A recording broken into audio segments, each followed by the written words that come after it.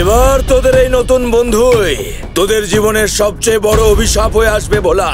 তুই যেমন বিশ্বাস করিস বন্ধুত্বে, তেমনি আমি বিশ্বাস করি শত্রুতায়। এবার আমি এমন চাল চালবো যে তোর এই নতুন বন্ধুই তোদের সব থেকে বড় শত্রু হয়ে উঠবে।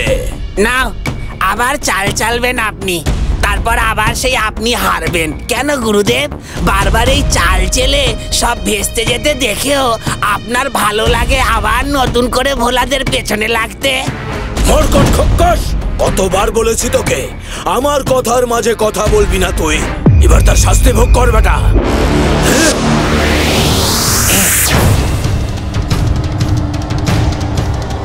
এ আপনি কি করলেন প্রভু? আমার অমন বিচ্ছিরি রূপ থাকতে আপনি আমাকে এরকম বাজে সুন্দর দেখতে করে দিলেন কেন? করেছি এক বিশেষ কারণে গর্ধ। তোর এই রূপে যে হবে এবারে আমার দুরূপের দাস। আপনি যে কি বলেন কিছুই বুঝি না। আপনি আমাকে আবার খোকস করে দিন দয়া করে। আমি এই মানুষ রূপে নিজেকে সহ্য করতে পারছি না। আমার কি সুন্দর সবুজ গায়ের রং ছিল, কুলোর মতো কান ছিল, মূলোর মতো দাঁত ছিল। খোকস সমাজে আমার রূপের কত নাম ডাক ছিল। সেই সব ছেড়ে এই আপনি কি এক বাচ্চা ছেলের রূপ আমায় দিলেন গুরুদেব? না না, আপনি দয়া করে এই রূপ ফিরিয়ে নিন। না, কিছুতেই না।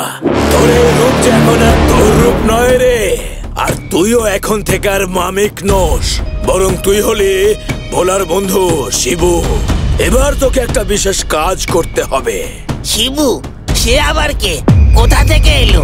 আমি এসব শিবু টিবু হতে পারবো না। আমি তো মামিকে ঠিক ছিলাম। তুই ঠিক মনে করলেই তো আর হবে না। আমি যা মনে করব তোকে তাই হতে হবে। আমি চাই এখন তুই শিবু সেজে ভোলাদের মধ্যে মিশে যা। তারপর একে একে ভোলার বন্ধুদেরকে ওর থেকে আলাদা করে ওকে পুরো একা করে দে। ও একা হয়ে গেলেই মানসিক ভাবে এত দুর্বল হয়ে পড়বে যে আমার সঙ্গে লড়াই করার ক্ষমতাই আর ওর থাকবে না। তা যদি না হয়? হবে হবে, আমি বলছি তো হবে, হতেই হবে। শোন, সবার প্রথমে তোকে গিয়ে ওই আসল শিবুকে বন্দি করে লুকিয়ে রাখতে হবে।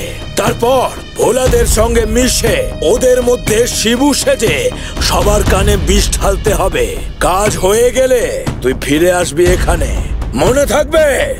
সে না হয় থাকবে, কিন্তু এর মাঝে যদি ভোলা আমাকে চিনে ফেলে তাহলে কিন্তু কিলিয়ে আমায় কাঁঠাল পাকা করে ছেড়ে দেবে গুরুদেব।